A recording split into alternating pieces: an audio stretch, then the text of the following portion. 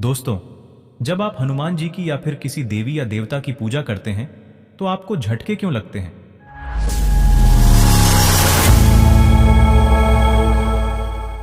अंदर से ऐसा लगता है जैसे कोई झटका लग रहा है।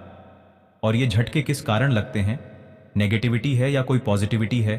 कोई देवी शक्ति है या कोई प्रेत है? इसके बारे में खुलकर मैं आपको बताऊंगा कि आप जब पूजा करते हैं तो आपको झटके क्यों लगते हैं। वीडियो को ध्यान से सुनिए, बारीकी से, ताकि एक एक चीज आपको समझ में आए।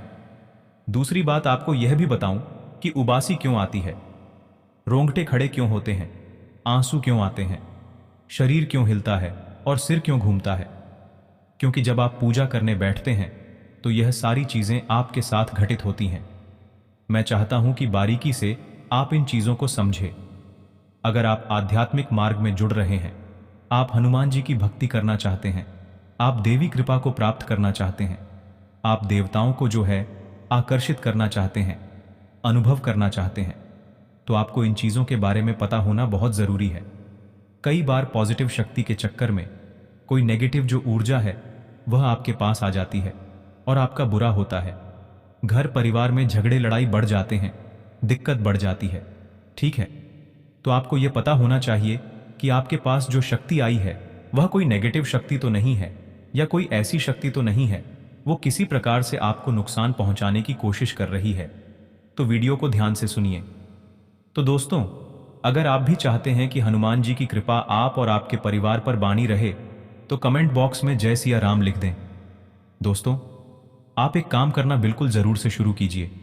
रोजाना छत के ऊपर एक जो मिट्टी का बर्तन होता है उसमें पानी रखना शुरू कीजिए, पशुओं के लिए, पक्षियों के लिए, ताकि वह लोग पानी पी सके। पक्षियों के लिए, क्योंकि यह जिम्मेदारी हमारी है।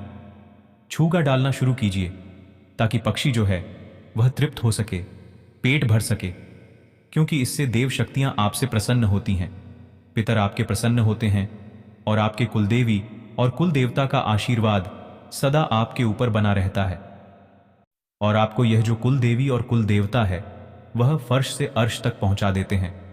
देखिए, जब आप शुरुआत में पूजा करते हैं तो धीरे धीरे आपके पूजा का जो स्थान है वो इतना मजबूत नहीं होता है, और धीरे धीरे जब आप पूजा करते हैं तो ऊर्जा बननी शुरू होती है, ऊर्जा आनी शुरू होती है, आपके इष्ट की ऊर्जा आती है। जिस तरीके से बारिश जब होती है तो बारिश की बूंदें आपके ऊपर गिरती है और धीरे धीरे 1-2 बूंद, 4 बूंद, 5 बूंद गिरते गिरते आपको वह बूंदें पूरी तरीके से भिगो देती हैं। उसी तरीके से जब आप पूजा शुरू करते हैं तो जिस इष्ट की सेवा करते हैं, जिस इष्ट की पूजा करते हैं, उनकी ऊर्जा की बारिश होनी शुरू हो जाती है। कभी 1 किरण, कभी 2 किरण, कभी 3 किरण।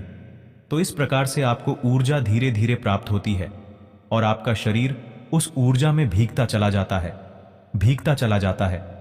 आपकी आत्मा तक वह ऊर्जा पहुंच जाती है।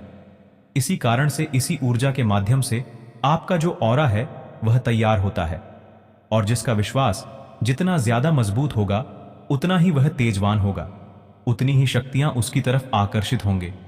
कोई नेगेटिविटी उसके शरीर में फिर प्रवेश नहीं कर सकती है। तो जब पूजा करते हैं तो धीरे धीरे उस ऊर्जा की बारिश होती है आपके ऊपर। तो एक ऐसा समय आता है जब वो ऊर्जा धीरे धीरे बढ़ जाती है। काफी बढ़ जाने के बाद क्या होता है, सबसे पहला कारण होता है जो आपको उबासी आती है। उबासी आनी शुरू हो जाती है, बड़ी बड़ी उबासी आती है। आप मंत्र जब करते हो, मंत्र के बीच बीच में उबास आती है। पहले छोटी उबास, फिर बहुत बड़ी बड़ी उबासी आनी शुरू हो जाती है। 5 सेकंड, 10 सेकंड उबासी तक आपको आनी शुरू हो जाती है। वो ऊर्जा के कारण होता है, क्योंकि वो जो ऊर्जा है आपके शरीर में जाती है, अवशोषित होती है। वो ऊर्जा आपके शरीर को शुद्ध करने का काम करती है। सबसे पहले वह आपके मूलाधार चक्र पर बैठती है और मूलाधार चक्र को शुद्ध करने का काम करती है। जिससे क्या होता है कि जैसे आपने जल देखा है, पानी को जब गर्म करते हैं तो ऊपर भाप निकलती है, तो वो भाप ऊपर की तरफ ही तो जाती है। ऐसे ही जब आपके मूलाधार चक्र पर ऊर्जा बैठती है और मूलाधार चक्र को जब वो जागृत करती है और मूलाधार चक्र जब घूमना शुरू होता है तो उससे जो नेगेटिविटी निकलती है वो मुंह के जरिए बाहर निकल जाती है। दूसरी बात, रोंगटे खड़े होना आपके शुरू हो जाते हैं। यह आपके इष्ट की कृपा का ही एक कारण होता है। कई बार आप जागरण में जाते हैं, किसी पूजा में जाते हैं, किसी मंदिर में जाते हैं, या फिर कभी आप भगवान की बात करते, अपने इष्ट की बात करते हैं, उनका चालीसा या उनका कोई पाठ सुनते हैं, मंत्र सुनते हैं, तो भी आपके साथ ऐसा होता है, क्योंकि जब आप वो सुनते हैं तो उस मंत्र की जो ऊर्जा है वो कनेक्ट होती है, वो जुड़ जाती है आपके अंदर की जो ऊर्जा से, इसलिए आपके साथ ऐसा होता है। ठीक है, अब बात करते हैं जो झटका लगता है वो क्यों लगता है। आपको झटका इसलिए लगता है कि जब आप पूजा पाठ शुरू करते हैं तो जो नीचे की जो ऊर्जा होती है, जो मूलाधार चक्र पे जो ऊर्जा होती है, वो ऊर्जा एकदम ऊपर की तरफ जाती है, तो वह जोर लगाती है। होता क्या है कि जैसे ही आप पूजा कर रहे हैं तो वह एकदम उठने की कोशिश करती है।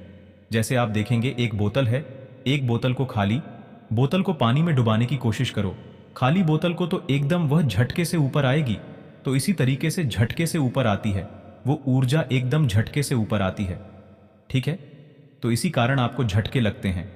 मंत्र जप करते हैं तो आपको अजीब सा झटके महसूस होते हैं, इसी कारण होते हैं।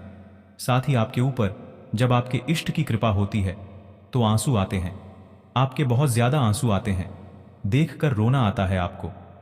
ठीक है, भाव इतना जग जाता है कि आप अपने आप को खो बैठते हैं, आप सिर्फ मंत्र मुग्ध हो जाते हैं। आप अपने इष्ट को ही देखना पसंद करते हैं और उन्हीं को देखते रहते हैं। तो यह सब पॉजिटिव साइन है, सकारात्मक साइन है ये पूरा। ठीक है, साथ ही शरीर आपका हिलना शुरू हो जाता है। कई लोगों का शरीर जो है वो आगे पीछे हिलता है, कई लोगों का शरीर गोल गोल हिलता है। ठीक है, तो कई लोगों के शरीर में क्या होता है, किसी का हाथ जो है वो फड़फड़ा आता है, किसी की आंख फड़फड़ती है, किसी का एक पैर जो है वो हिलता रहता है। ठीक है, किसी का एक कंधा हिलता रहता है।